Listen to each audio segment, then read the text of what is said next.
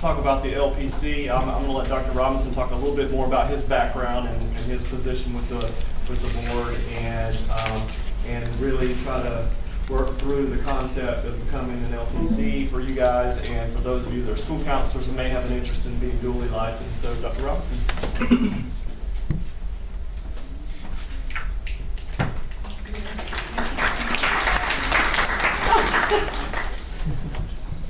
Hi, this is great. It is good to see you. It really is. Being on the board, we so often just see paper. We don't see friendly faces. Also, being on the board, we don't hear friendly people calling us and talking with us. By the time they want to call us, something's wrong. So I appreciate seeing you. This is good.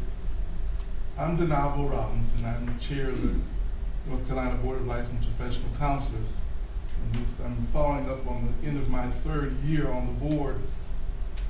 But let me tell you a little bit about me, because I want to let you know that it's really about being ready and being prepared, and that life will guide you if you're prepared. And what you're doing now is preparing yourself for that kind of life.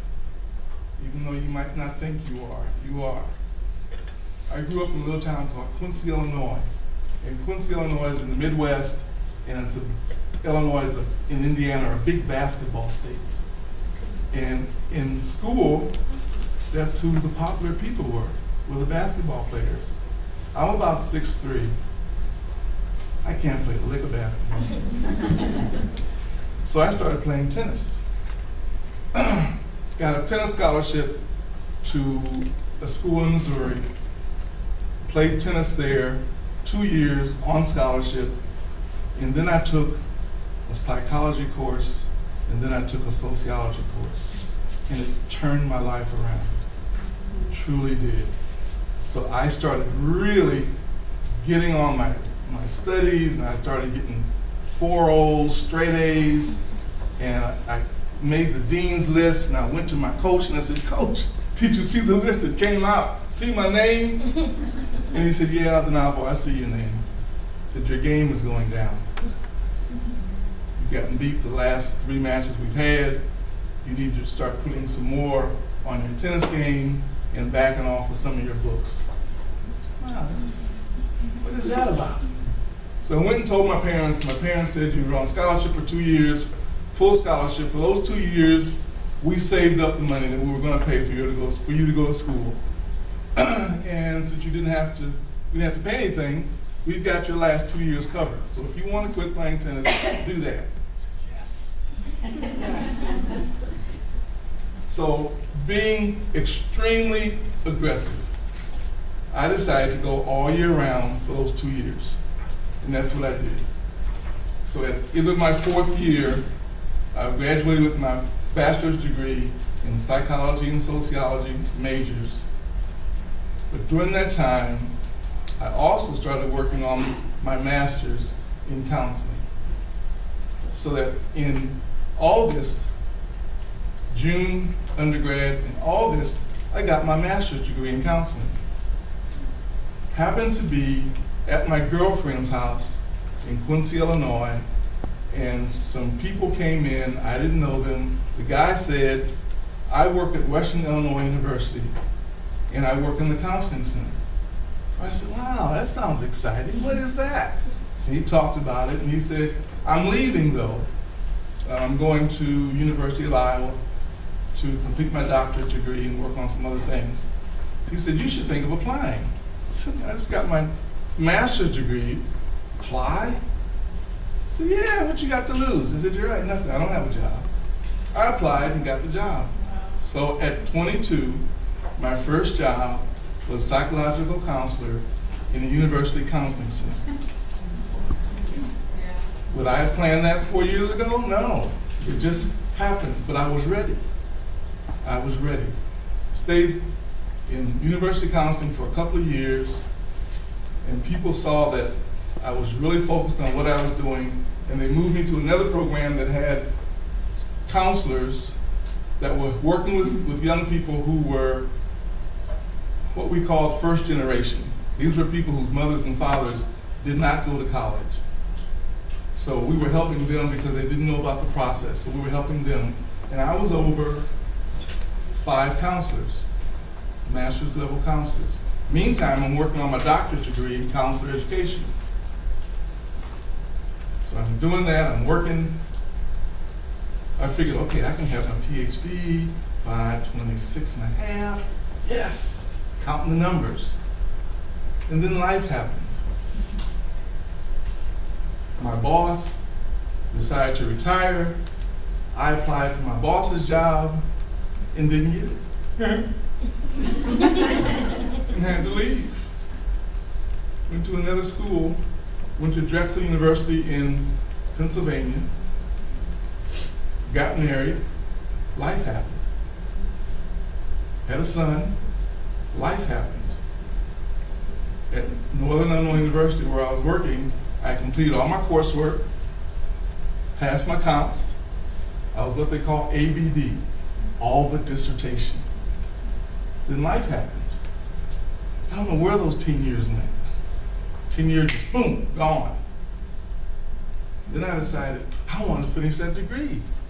He said, now we got a little situation that says if you don't do it by now, by a certain time, you got to start over. So I did. Went to Grambling University, took some of my course credits, and finished up a doctorate degree there. All I'm saying is keep going. You have your dream, you have what you want to do. Keep going. For you school counselors, I really applaud you. Because I started in higher ed. I've got a handout I'll pass out to you later. Right now, I work in something, if you've ever heard of it, called Smart Start.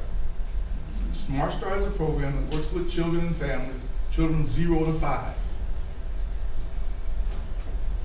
Quick question, you can answer this. K through 12. What grade has the highest percentage of expulsions? What would you think? K through 12. What grade has the highest percentage of expulsions? Kids getting kicked out of school. 5th grade. I'd say 6th grade. 6th grade. Yeah, middle school's come back. Middle school is bad. Middle schools are calling. Any other ones? 7th grade? Excellent. Excellent. You're wrong. Kindergarten. And you're saying, God, what's a 5-year-old got to do to get kicked out of school? Oh, all this stuff. Social behavior, it's where it is. They kick, they bite, they knowingly cuss you out, they do inappropriate behavior, inappropriate sexual behavior, and they're 5. So those of you who are in school counseling, we need you there. Because if you can help them there, then those of us that are in mental health counseling won't see as many folks. We'll still see our group, we won't see as many. There really are some things happening in our society now in that 0 to 5 and the parents. So I applaud you, though, folks that are in school counseling. I appreciate that. How do I move forward? You hit the space bar. Okay. Excellent. This is who's on the board now. Gwen Newsom, she's our ethics chair, and she's a professor at North Carolina Central in their counseling education department. Samuel Gladden, you probably had one of his books. Sam is just an awesome person. He's at Wake Forest. Catherine Glenn, she's in Greensboro, and she runs her own private company, counseling company. Christine Green, just an icon in our profession. And she's doing some consultant work now. She's been a school counselor. She's retired, so she just still stays with us. Art Constantini, he's a public member, and he's a retired psychologist. We encourage people to apply. If you You think that, wow, how did you get to do that? I'm on the board. You heard my story. You're just ready. And you apply, and then they say, you don't say no. Don't say no to yourself. Let someone say no to you. So apply to be there. It works. As you can see here, 4 of us are going off the board. Most of us have tried to be reappointed, but we're not sure. So we'll just take it from there.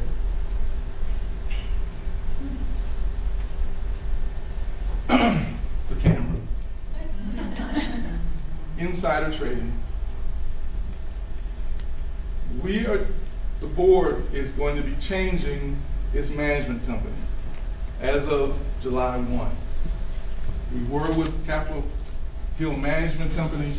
We are now going to be, as of July 1, with CCE. So that's something very new for us. What we're hoping is that it's going to be better for you in the process. So you heard it here first. As of July 1, we'll be working with CCE in Greensboro. Steps to become a professional counselor associate. It's good stuff. As you know, you gotta have your counseling degree. Simple as that. Then we start playing this if you're enrolled before and after game. So most of you were okay with this.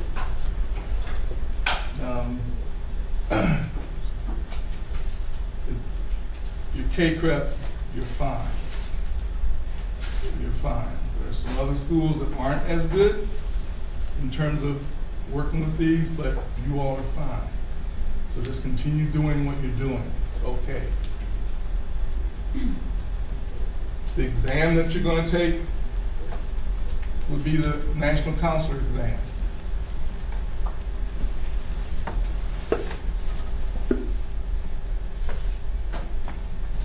Each time they take it, the scores are based on the people taking it.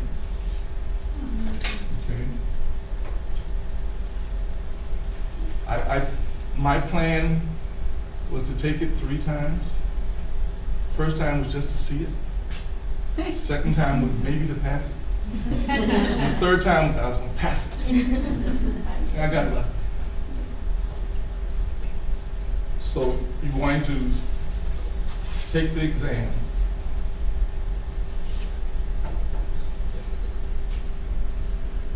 This is basically how it goes. Master's degree in counseling, accredited, regionally accredited agency, you've got that. Official transcript, your licensing office, licensure office here will do that. Practicum and an internship are required. At one time it was one. Now we're wanting 2 separate things.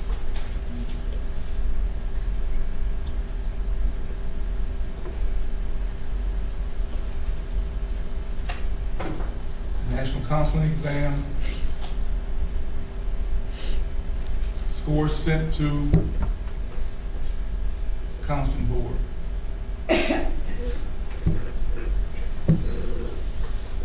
Then there's some supporting documentation, your criminal background check, have that sent. Professional disclosure statement, there's a template on our website for that. We were having a lot of problems with folks in their disclosure statement. Follow the template. It works. We spent a lot of time trying to get that one so that it's easier for you. So the template is there. There are certain times when you can allow your creative juices to flow. This isn't one of them. Just follow the template and it won't have any problems. Jurisprudence exam. It's online. Let me tell you a secret about the jurisprudence exam. Major secret. Major secret. When you're taking it, save as you're going through it. It's got this little thing. You'll see a little clock on the screen. It'll be going around. You say, fine. You just think, I'm thirsty. Get up, get you something to drink, come back, and everything's blank. You get back on, you say, okay, I'll start where I left off. Nuh-uh. You didn't save a thing. You gotta start all over. So save. I don't know if you've ever written a paper and didn't save it. Okay. Save.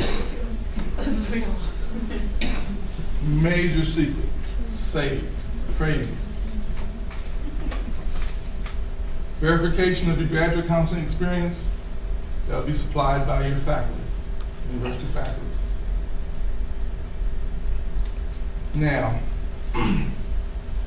we know that we've created some barriers for you, and we've tried to cut down some of those barriers. As an organization, as a board, we meet 4 times a year,